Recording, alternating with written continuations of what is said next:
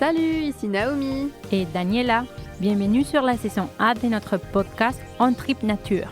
Dans chaque épisode, avec nos invités, on se penche sur les solutions pour transformer notre façon de voyager et encourager des pratiques régénératrices. Comment le tourisme peut être au service des communautés et de la planète? Alors, rejoignez-nous dans cette incroyable aventure vers un tourisme à impact positif. En attendant le prochain épisode, tripons sur les réseaux. Bonne écoute.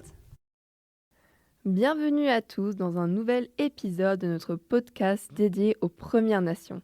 Aujourd'hui, nous avons le privilège d'accueillir Pierre Canapé, conseiller en développement et coordinateur de la transition durable chez Tourisme Autochtone Québec.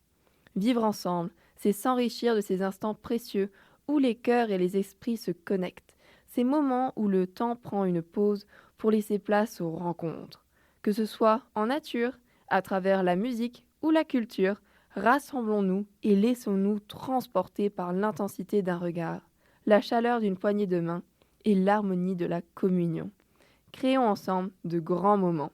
Cette belle phrase, présente sur votre page web, nous inspire et nous guide dans notre discussion d'aujourd'hui. Nous allons explorer comment le tourisme peut devenir un vecteur puissant de rapprochement permettant aux communautés autochtones de partager leur culture et leur histoire tout en favorisant le respect, la compréhension et l'harmonie entre les différentes cultures. Pierre nous expliquera également comment le tourisme autochtone peut contribuer à la préservation culturelle et environnementale tout en soutenant le développement économique et social des communautés. Nous découvrirons des initiatives inspirantes qui montrent comment le tourisme peut enrichir et protéger les traditions tout en créant des opportunités. Alors préparez-vous à être transportés dans un voyage qui promet d'élargir vos horizons et de nourrir votre âme de nouvelles perspectives sur le tourisme régénératif.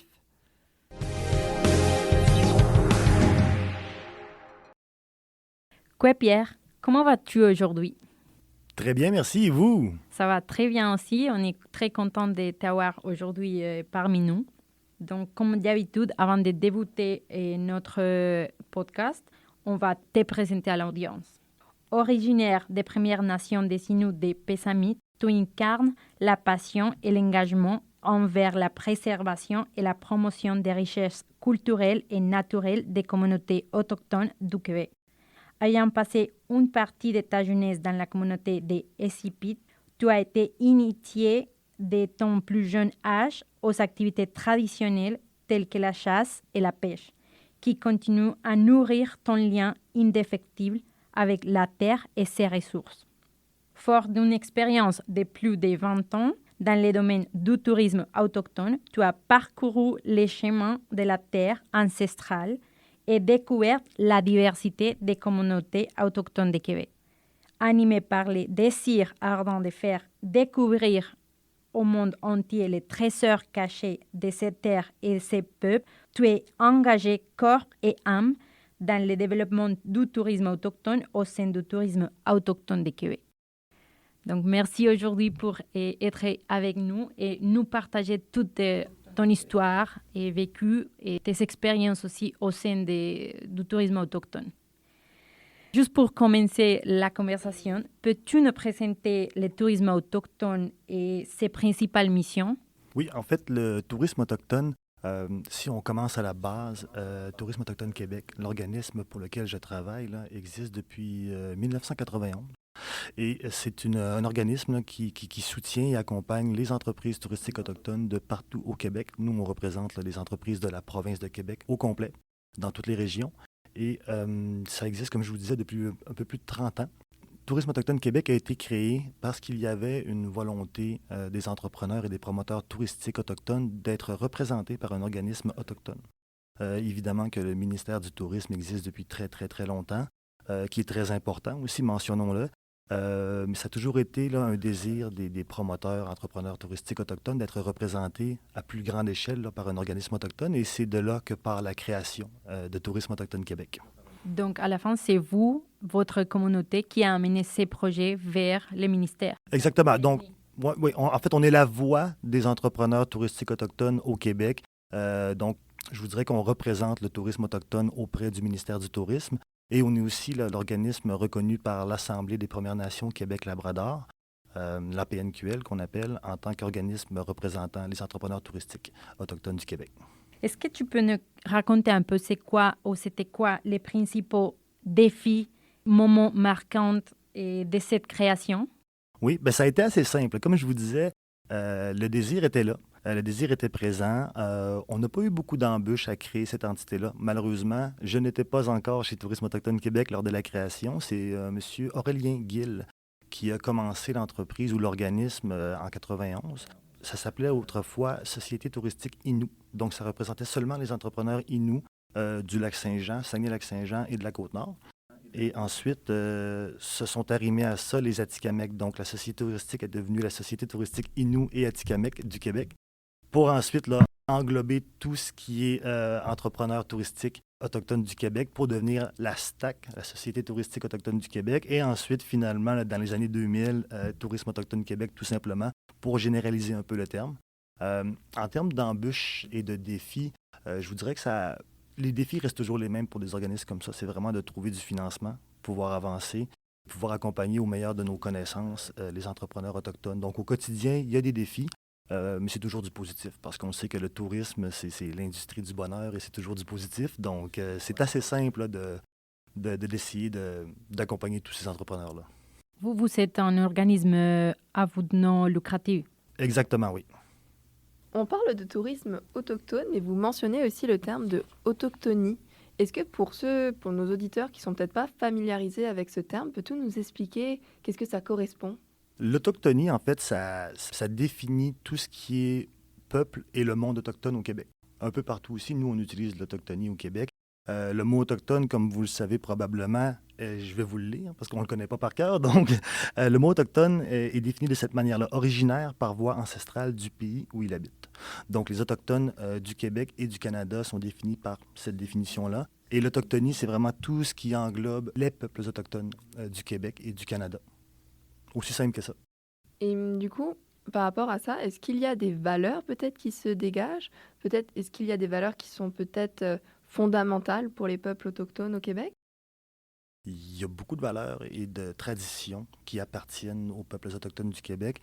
On sait qu'il y a 11 nations autochtones au Québec, 55 communautés. Les traditions et les cultures sont différentes partout, tout dépendant où la communauté autochtone est située. Donc, on a les gens de la vallée Crie, les Eyu, qu'on appelle de la baie James, qui ont un mode de vie complètement différent des Mi'kmaq de la Gaspésie, parce qu'ils ont grandi sur un territoire qui est complètement différent. Donc, on se nourrit de différentes manières, on passe les saisons de différentes manières. Donc, il y a vraiment des traditions propres à la région où les Autochtones habitent. Et c'est ce qu'on essaie de présenter là, pour faire rayonner les entrepreneurs touristiques parce qu'ils ont de tout à présenter, peu importe où on se situe dans la région, et les offres et les activités touristiques seront souvent différentes si on se déplace dans le Québec. Donc comment vous faites un petit peu, comme tu dis, pour représenter tout le monde? Comment ça se transcrit du coup chez Tourisme Autochtone Québec? Des entreprises touristiques autochtones au Québec, il y en a presque 250, situées dans les 17 des 21 régions touristiques du Québec. Chez Tourisme Autochtone Québec, plus de 200 membres, donc il y a quelques entrepreneurs encore qui n'ont pas passé l'adhésion chez Tourisme Autochtone Québec, mais qu'on accompagne de toute manière, peu importe qu'ils soient membres ou non. Donc l'accompagnement se fait de manière assez simple aussi, comme toute ATS, on appelle ça une association touristique sectorielle, donc Tourisme Autochtone en est une. On accompagne du mieux qu'on peut les entrepreneurs via des financements, des mises en relation, des contacts, de la promotion. On a un magazine qu'on publie chaque année, là, le magazine Origine, qu'on publie sous forme de papier recyclé et aussi on l'a en version là, PDF sur Internet, sur notre site Internet. Et donc c'est de cette manière-là qu'on accompagne les entrepreneurs. Donc financement, accompagnement au quotidien, promotion, le marketing, si je peux m'exprimer ainsi. Donc c'est ce qu'on essaie de faire. Est-ce que pour être membre, il y a comment des tâches à accomplir? Est-ce qu'il y a aussi une valeur? L'entrepreneur, il doit payer ou, je ne sais pas, passer des... Élection? Non, il y a deux règles très simples pour pouvoir être membre chez Tourisme Autochtone Québec. C'est d'être à 51% autochtone. Donc, l'autochtone qui veut avoir une entreprise autochtone, touristique autochtone, peut avoir des partenaires allochtones, donc non autochtones. Mais la compagnie ou l'entreprise doit appartenir à au moins 51% à des Autochtones. Et l'autre règle, encore plus simple, c'est d'offrir une activité touristique au Québec. Donc, il n'y a pas de sélection en tant que telle, c'est vraiment de remplir ces deux critères-là pour pouvoir être membre de Tourisme Autochtone Québec. Et oui, il y a des frais minimes annuels pour être membre. On parle de quelques centaines de dollars annuellement, mais aussitôt qu'on devient membre, on a accès à des financements qui vont décupler le montant d'adhésion que vous avez payé. Et aussi, je me disais, parce que tu parlais du coup du tourisme comme l'industrie du bonheur. Et je me demandais du coup, par rapport à ça, le tourisme dans la préservation et la valorisation des cultures autochtones au Québec, comment ça se définit? Ou comment vois-tu le rôle du tourisme dans cela? On trouve le tourisme autochtone très important au Québec, non seulement pour nous, moi je suis un autochtone, non seulement pour nous, mais aussi pour la clientèle, qu'elle soit locale au Québec ou internationale, à découvrir les différentes nations autochtones du Québec. Donc, le tourisme autochtone, c'est pas des glissades d'eau et des montagnes russes, c'est un tourisme de tradition et de transmission orale de la culture et des traditions. Donc, quand les gens viennent nous visiter, ce qu'ils vont vraiment voir, c'est sur le terrain de quelle manière nos ancêtres vivaient et certains le vivent encore de cette manière-là. Donc, c'est vraiment, comme je vous disais tantôt, c'est le bonheur, mais on veut vraiment montrer aux gens de quelle manière nos ancêtres ont vécu et de quelle manière certains vivent encore. Et c'est notre tourisme, nous, au tourisme autochtone. Et penses-tu que le tourisme peut aussi aider au rapprochement entre les différentes communautés, le gouvernement et la population canadienne? Absolument. Donc, le tourisme, selon nous, est un grand vecteur de rapprochement entre les différentes nations autochtones et allochtones. C'est ce qui nous permet aussi souvent, ou ce qui permet aux gens, comme monsieur et madame tout le monde, d'accéder à des endroits qu'ils ne croiraient pas pouvoir accéder à l'habitude. Donc, ça permet d'aller visiter les communautés, ça permet d'aller en apprendre plus sur la culture, les traditions. Ça permet d'augmenter la visibilité d'une région donnée par le tourisme autochtone. Il y a beaucoup d'événements qu'on voit à travers le Québec, surtout durant l'été. Parlons des powwows, où vraiment la population allochtone ou la population de différentes régions sera la bienvenue dans les communautés autochtones, où des fois on penserait qu'on n'a pas accès ou qu'on n'est pas invité. Donc des fois, la timidité, la gêne des visiteurs vont empêcher ces gens-là d'accéder à ces communautés-là. Et nous, là, on veut justement là, portrayer le tourisme autochtone comme étant vraiment évitant, oui, où on peut aller vraiment venir partager la culture. Et qu'est-ce que vous savez le plus des voyageurs qui viennent chez vous? C'est des Canadiens ou des autochtones ou c'est plutôt des touristes internationaux? Lorsque Tourisme autochtone Québec a été créé, c'était tout simplement là, pour amener les visiteurs de l'étranger à visiter le Québec autochtone. Donc, on visait la France ou l'Europe francophone, l'Allemagne, l'Angleterre, les États-Unis. Et malheureusement ou heureusement, le COVID, qu'on a tous vécu sur la planète, a amené un différent style de visiteurs. Donc, on a vu que les Québécois ont commencé à visiter les régions éloignées, comme ils ne pouvaient plus voyager pendant toutes ces années. Donc, les Québécois, en visitant les régions éloignées comme la Gaspésie, la Côte-Nord, la baie James, ont recommencé ou ont commencé à visiter les communautés autochtones aussi dans ces régions-là. Donc là, on a repensé un peu les choses chez Tourisme autochtone Québec pour aussi, je vous dirais même presque la moitié de notre promotion et du marketing maintenant est fait pour les Québécois. On a fait des sondages auprès des Québécois dans les grands centres, dans les portes d'entrée comme Québec et Montréal. Et on a vu que les Québécois étaient très intéressés à en connaître plus sur l'autochtonie et aussi là, sur les activités traditionnelles autochtones. Donc là, je vous dirais qu'on situe vraiment là, une espèce de moitié-moitié tourisme international et aussi le tourisme local. Donc les Québécois veulent vraiment en savoir plus aussi et ils visitent. Là, même après COVID, post-COVID, les Québécois ont continué de visiter les régions du Québec. Donc très bon pour nous parce que, comme vous le savez, la plupart des communautés autochtones sont en région éloignée. On en a tout près d'ici, Montréal, Ganawake, Kanesatake. Tout près de Québec, à Wendake, mais on a aussi le Nunavik là, qui est rempli de joyaux touristiques à visiter. Un peu plus dur d'y accéder, mais tellement beau.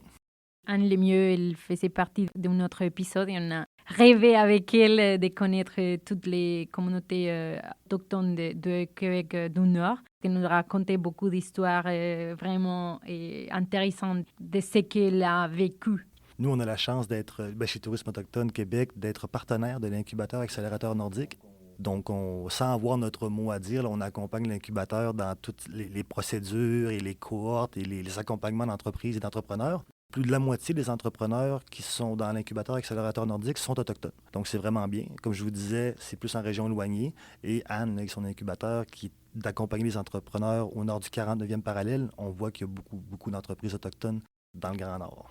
Est-ce que, juste une question qui est maniée dans ma tête, est-ce que tu penses que ça serait aussi intéressant de créer des autres incubateurs seulement pour les communautés un peu similaires à celui de la région du Nord, mais plutôt vers les centres Québec, où tu penses que l'offre, juste avec celui-là qui est déjà développé avec l'accélérateur nordique, c'est suffisant? Ben, l'incubateur le fait très bien. C'est sûr que ça serait très, très, très utile. On aurait de la demande, assurément. Nous, malheureusement, on n'a pas d'incubateur, mais on s'efforce d'accompagner le mieux possible les entrepreneurs et les entreprises au niveau financier en faisant le pont justement avec les différentes entités gouvernementales, provinciales et fédérales. Donc, on essaie de mettre la main sur le plus de financement possible justement pour accompagner les entrepreneurs. Mais un incubateur, c'est toujours pratique. Puis, comme je vous disais, l'incubateur le fait très bien et il le fait à très grande échelle aussi. Si on parle en kilomètres carrés, là, l'incubateur couvre beaucoup, beaucoup, beaucoup de territoire. Donc, pour l'instant, c'est eux qui font bien le travail. Puis nous, on s'efforce de s'occuper du reste un petit peu. Et d'ailleurs, je me demandais, par rapport un petit peu à tous vos membres, dans toutes les offres touristiques que vous avez, comment, vu que tu as aussi ce chapeau un peu de développement durable, comment tu assures un peu les principes de conservation et de la nature et la protection des écosystèmes dans les expériences touristiques proposées par les membres? Donc ça se fait de plus en plus. On a des entreprises, des entrepreneurs qui partent de zéro, qui n'ont pas ces connaissances-là ou qui n'ont pas le temps ou les moyens financiers de le faire. Nous, de notre côté, on a, en novembre 2022, entamé une cohorte d'entreprises, d'accompagnement d'entreprises en développement ou en transition durable. Donc, puis comme je vous disais, il y a des entrepreneurs qui partaient de zéro, il y a des entrepreneurs qui étaient plus avancés, évidemment. Et c'est de cette manière-là qu'on a fait une transition quand même de 18 mois avec 20 entreprises, que ce soit dans différents domaines. Donc, les entreprises qui faisaient partie de la cohorte étaient des restaurants, des hébergements, des campings, des entreprises de chasse et pêche. Donc, on avait différentes expertes qui avaient été attitrées à chaque entreprise pour justement faire la transition durable. On parle de solarisation, de GMR, là, les matières résiduelles, ou éviter le gaspillage alimentaire dans les restaurants. Donc, nous aussi, on vient juste d'entrer dans le bal du développement durable. Si on parle de 18 à 24 mois, c'est assez récent de toute manière, et quand même. Mais on a différents outils avec différentes autres associations et partenaires qui nous permettent là, d'accompagner au quotidien ces entrepreneurs-là pour justement améliorer la situation du développement ou de la transition durable. Je vous dirais qu'on est dans les premiers balbutiements de notre côté aussi en termes de tourisme régénératif, mais on va mettre la main à la pâte là, dans un futur très rapproché justement pour pouvoir améliorer les conditions des entrepreneurs, des entreprises et aussi des visiteurs. Pour entrer un peu dans les concrets, on aimerait que tu nous racontes ou que tu nous partages un peu quelques exemples concrets des projets ou d'initiatives de tourisme créés par les communautés autochtones au Québec. Oui, on en a plusieurs. Comme je vous disais, on en a plus de 200 entreprises touristiques autochtones dans tous les domaines. Nous, chez Tourisme autochtone Québec, on l'a séparé en 4 grands volets. On a le volet nature-aventure, le volet art et culture, le volet hébergement et restauration et le volet chasse et pêche. Parce qu'évidemment, il y a des pourvoyeurs, des pourvoiries qui sont autochtones. Du côté nature et aventure, ça sera que des expéditions. On pourra aller voir les différentes régions éloignées du Québec et aussi les régions moins éloignées. On parle d'aventures en véhicule tout-terrain, d'expéditions de kayak, croisière aux baleines, hébergement insolite. Sinon, dans les hébergements et restaurations, il y a des campings. Il y a beaucoup de campings autochtones au Québec, des hébergements à louer condos. Il y a de l'hôtellerie aussi. Quelques bons restaurants, là, même du côté du côté de Montréal. Vous avez la communauté de Ganawake qui est tout près.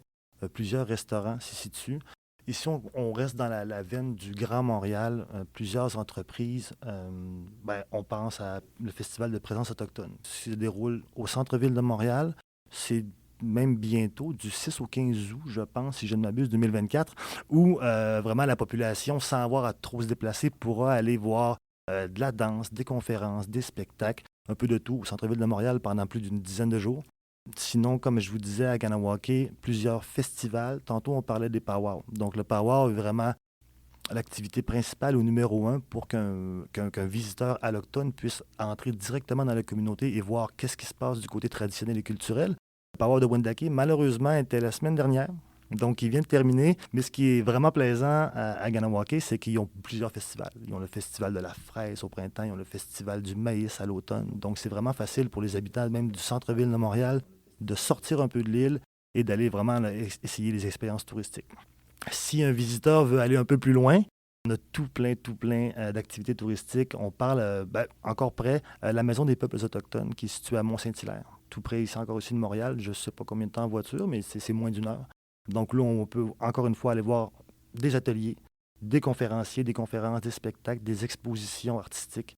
On a aussi tout près de Tremblant l'organisme Kinawat Ensemble, qui encore une fois là, va vous offrir des séjours de ressourcement, des activités de sensibilisation, des activités culturelles à Kinawat. Ça, c'est tenu par M. Dominique Rankin, qui est un Anishinaabe là, du côté des Anishinaabe. Donc, il y a vraiment plusieurs activités possibles. Et quand on veut s'éloigner un petit peu, ben, on pense à la corporation Nibishi qui est située tout près de Chibougamau, où on peut aller chasser, pêcher, avoir des hébergements qu'on appelle cool box directement sur un lac où on fait dodo sur un lac, donc des habitations flottantes. Il y a un cinéma flottant, observation, des étoiles avec un observatoire. Donc, tu sais, il y a un peu de tout là, dans le monde autochtone. Et si moi, comme voyageur, veux justement s'approcher ou aller expérimenter ces genres d'activités, où est-ce que je peux aller chercher? Dans votre page web directement ou je dois contacter directement aux entreprises ou comment ça se fait? C'est quoi les meilleurs moyens de rapprocher ou d'avoir les calendriers de toutes ces activités? Ouais, la première étape serait vraiment d'aller faire un tour sur notre site Internet de Tourisme autochtone Québec, où on va avoir là, vraiment une étendue des 200 entreprises touristiques autochtones du Québec. On a aussi un lien sur notre site qui va vous présenter la route des powwows. Tantôt, je vous disais que plus dans la saison estivale, les powwows se déroulent. Je vous dirais que la grande majorité des communautés vont faire des powwows estivales. Donc, et il y a toutes les dates sur la route des powwows sur notre site, donc toutes les dates, comme je vous disais, ou comme je le pense. C'est vraiment le meilleur moyen d'aller à la rencontre des peuples autochtones, c'est de passer par l'événement du powwow, où on va vraiment voir tous les concours de danse, l'artisanat, qu'on peut se procurer directement sur le territoire. Donc, le site Internet et aussi le magazine qui est donné et, dans plusieurs points, j'allais dire points de vente, mais des points de don. Donc, les entrepreneurs ont notre magazine là, en main à chaque année. Mais oui. Tu sais, vous pouvez aussi aller à la rencontre ou appeler directement les entrepreneurs. Mais en commençant par le site, vous allez pouvoir voir là, quelles sont les différentes options et à quel endroit ils le sont. Donc, tu nous as fait découvrir tantôt divers projets et j'aimerais savoir de quelle manière ces projets font un impact dans les communautés, à part la partie économique, on peut dire, et aussi un peu élargir ou faire connaître la langue et la culture. Est-ce que tu trouves qu'il y a des autres impacts qui s'est créé grâce au tourisme dans ces communautés? Mhm. Ben, il y a évidemment, comme tu dis, on n'abordera pas le niveau, le secteur économique, mais c'est vraiment quand même important. Tantôt, je vous parlais d'un sondage qu'on a fait auprès des Québécois par rapport au tourisme autochtone. On a aussi fait un sondage auprès des entrepreneurs. Et les entrepreneurs touristiques autochtones, lors du sondage, on leur demandait pourquoi ils ont entamé des démarches pour obtenir ou développer une offre touristique autochtone. Et en dernière position dans le sondage venait le fait de faire du profit. Donc, les entrepreneurs autochtones, vraiment, quand ils ont décidé de se partir en affaires, c'est vraiment pour partager la culture, les traditions. Donc, c'était vraiment pas pour faire de l'argent. Heureusement, il y a de l'argent au bout quand même, mais la raison première n'était pas l'argent. Puis là, ben, on trouve ça intéressant de le mentionner parce que c'est pas pour ça qu'on le fait. C'est pas pour l'argent. Tantôt, tu parlais de la langue aussi.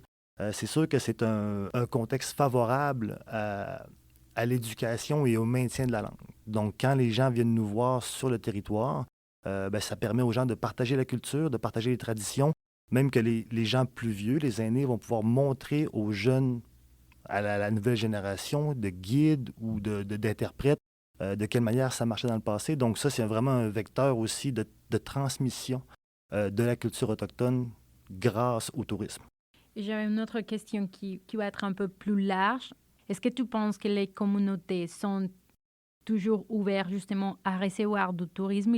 Ils aiment beaucoup recevoir des visiteurs parce que dans le cas de la Colombie, il y a des communautés qui sont vraiment fermées, qui ne veulent pas vraiment aller et que les autres personnes viennent à leur rencontre ou qui soient des personnes qui ont déjà trouvé une espèce de confiance qui amènent des autres personnes justement pour venir voir leur culture, la langue.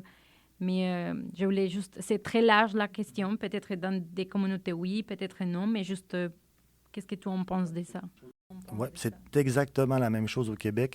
On a des communautés qui sont tellement bien développées en tourisme, puis même que c'est le moteur économique principal de la communauté. Je pense à Escipit, où j'ai passé une grande partie de mes étés dans ma jeunesse. Eux autres, ils avaient compris que le développement touristique pouvait vraiment faire un gros développement économique dans la communauté.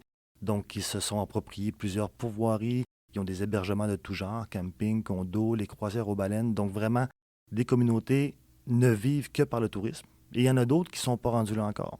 Il y a d'autres communautés qui sont vraiment pas rendues à faire des développements touristiques parce qu'ils ont beaucoup, beaucoup d'autres problématiques à régler. Puis, tu sais, les problématiques sont assez intenses. On parle de manque d'eau potable, manque d'électricité. On est au Québec en 2024, il y a encore des communautés qui n'ont pas l'eau potable, qui doivent aller à un bloc sanitaire en plein milieu de la communauté pour aller chercher de l'eau et se laver pour ensuite retourner à la maison. Donc, certaines communautés, comme je disais, ne sont pas prêtes au tourisme. Ne sont pas fermées, il n'y a pas de barrière à l'entrée de la communauté, mais malheureusement, l'offre touristique ne sera pas présente dans ces petites communautés-là. La grande majorité sont déjà prêtes à recevoir et augmentent de plus en plus le nombre d'offres touristiques autochtones. Mais encore une fois, il faut quand même bien s'informer avant de vouloir aller accéder à une communauté pour être sûr qu'ils sont prêts à recevoir les gens.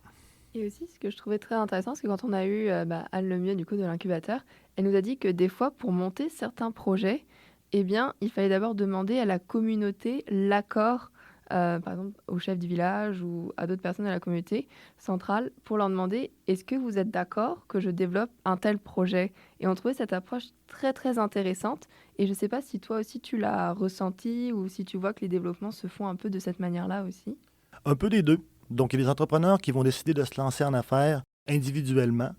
Et quelquefois, comme Anne le mentionnait, là, on va aller chercher l'accord du conseil de bande ou de la communauté en tant que telle pour être sûr qu'on ne dérange pas les gens.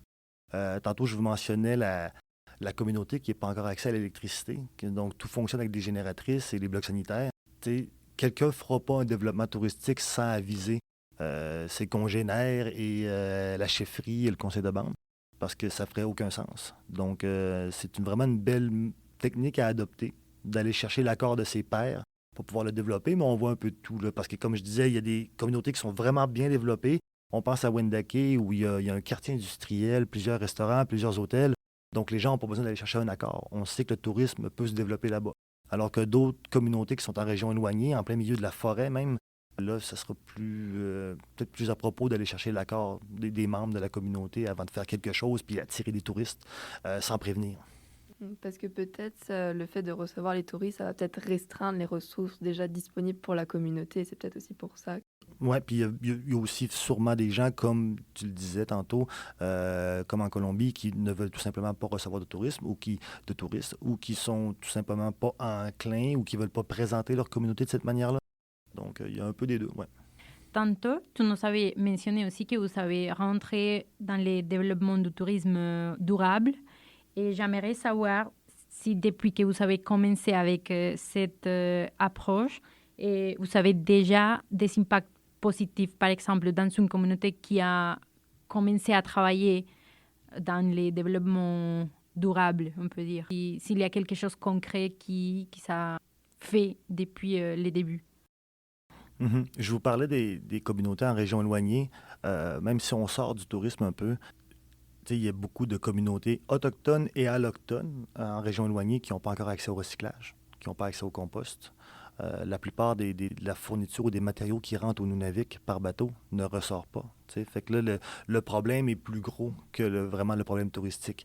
C'est ce qu'on s'affaire aussi à réfléchir. On ne peut pas changer le monde au complet parce qu'on demeure une entité touristique, mais on réfléchit à ce type de problématiques-là et on voudrait trouver des solutions.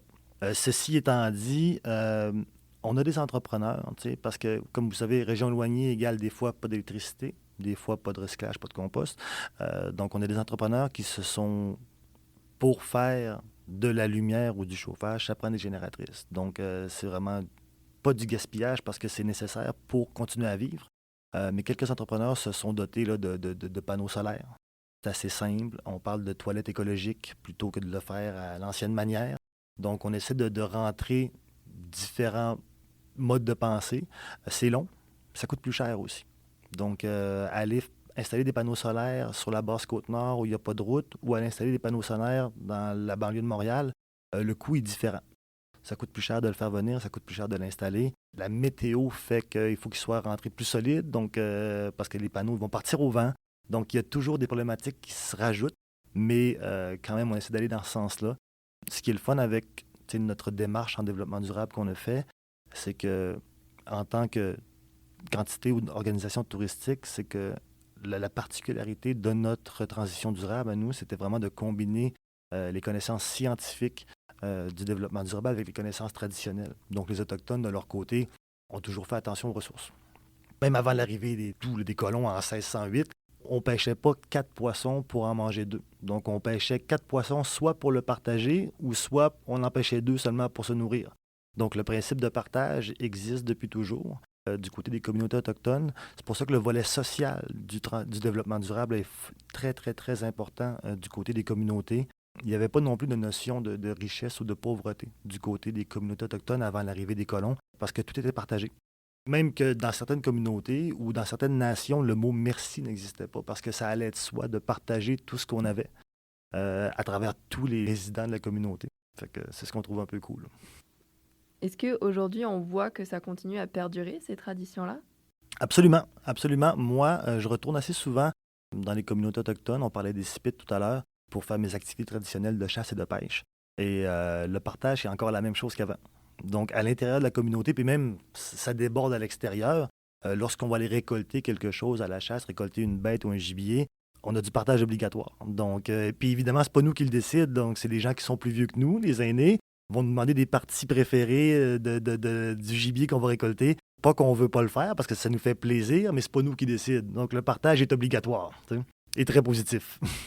Et je pense même, on amène la conservation dans le développement durable, mais vous, en tant que tel, dans votre savoir d'ancienneté, vous savez déjà ça dans votre cœur. Donc, vous ne devez pas amener ce concept parce qu'il est déjà là. Oui, le concept de protection des ressources et d'éviter le gaspillage est assez présent. On a encore les connaissances scientifiques à approfondir et à développer et à instaurer dans les communautés. Puis je vous dirais que le problème le plus frappant, c'est l'éloignement. Donc, malheureusement, tout coûte plus cher, plus loin. Et on a l'appui des gouvernements là, pour pouvoir justement avoir des financements rattachés à ça de plus en plus. Les différentes associations touristiques régionales et touristiques du Québec là, ont de plus en plus de financements reliés à ça. Même chose pour nous chez Tourisme Autochtone Québec. Donc, on va continuer d'aller de l'avant, absolument. Et du coup, pour un peu récapituler tout ça, quels seraient tes espoirs, toi, pour ta nation, pour du coup les peuples autochtones du Québec, justement, en parlant un petit peu de l'éloignement? Qu'est-ce que tu aimerais qu'ils ressortent au final? Ou qu'est-ce que tu aimerais pour le futur? Pour le futur, Puis quand je parle d'éloignement ou des régions éloignées, je veux la même chose pour les entreprises touristiques autochtones et aussi pour les entreprises touristiques non autochtones de ces régions-là. L'accès est toujours plus difficile. On veut aller voir le Nunavik, on veut encourager ces entrepreneurs touristiques-là du Nunavik qui ont une offre touristique qui est complètement exclusive. On peut aller voir des ours polaires, des belugas, des narvals, aller pêcher les plus gros poissons du Québec. Soit dit en passant, la plupart des entrepreneurs touristiques du Nunavik pratiquent la remise à l'eau. Donc, on y va vraiment là, pour le sport. On peut récolter ce qu'on va manger le soir même, mais souvent, ils font toujours attention aux ressources. Ce que j'aimerais, et ce que j'allais dire, en fait, c'est que malheureusement, il faut prendre l'avion pour y aller. On ne peut pas y aller en bateau, ça prendrait 3 semaines. Il n'y a pas de route et pas de train qui s'y rendent. Donc, pour aller encourager ces gens-là, il faut faire des dépenses énergétiques assez importantes. Donc là, il faut trouver le juste milieu entre tout ça pour pouvoir continuer de favoriser le développement économique et le développement touristique de ces régions-là, mais il faut trouver une bonne manière de le faire. Donc, c'est sûr que là, le tourisme régénératif entre en ligne de compte parce qu'il faut laisser l'endroit qu'on a visité de meilleure manière que quand on est arrivé. Donc, on va se casser la tête, puis on va essayer de trouver des solutions magiques et assez rapidement, justement, là, pour que tout le monde soit heureux, que l'essor du tourisme autochtone continue de grandir, mais qu'on fasse de plus en plus attention à tout ce qui est le territoire et la terre. Et pour fermer la boucle, qu'est-ce que tu aimerais que l'audience retienne aujourd'hui de notre conversation? Assez simple, visiter le Québec et le Québec autochtone. On a beaucoup de gens qui voyagent partout à travers le monde. Je l'ai déjà fait un peu, mais vous allez voir qu'il y a tellement des belles choses dans le Québec que vous ne pensiez pas pouvoir voir. Évidemment, il faut s'éloigner, il faut prendre la route, il faut prendre le train, il faut s'éloigner un peu des grands centres.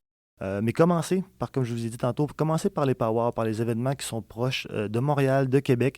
Et ensuite, là, prenez d'autres vacances puis allez un petit peu plus loin. Allez faire le tour de la Côte-Nord jusqu'au bout de la route 138. Allez voir la baie James et les ours polaires. Puis nous, on sera là. On sera là. Le tourisme autochtone est en essor grandissant. De plus en plus d'entreprises, de plus en plus d'entrepreneurs. Puis on veut on veut vous partager la culture. On veut vous montrer d'où on vient et depuis quand on est là. C'est ça. Venez nous voir puis commencez par le site de tourisme autochtone pour commencer à voir par où on part et où on s'en va. Mais en tout cas, on a très hâte de partir en voyage cet été sur les routes du Québec à travers toutes les nations. Ah, merci beaucoup. Merci à toi pour être aujourd'hui et pour cette belle conversation. Merci beaucoup pour votre écoute. J'espère que cet épisode vous aura amené des réflexions et aussi des solutions, qu'il vous aura inspiré à opter pour un tourisme régénératif. Si toi aussi tu veux changer les codes du tourisme, soutiens-nous. C'est très facile. Tu peux laisser une note positive sur notre podcast et le partager à ton réseau. En attendant le prochain épisode, tripons sur les réseaux. Merci et à tantôt.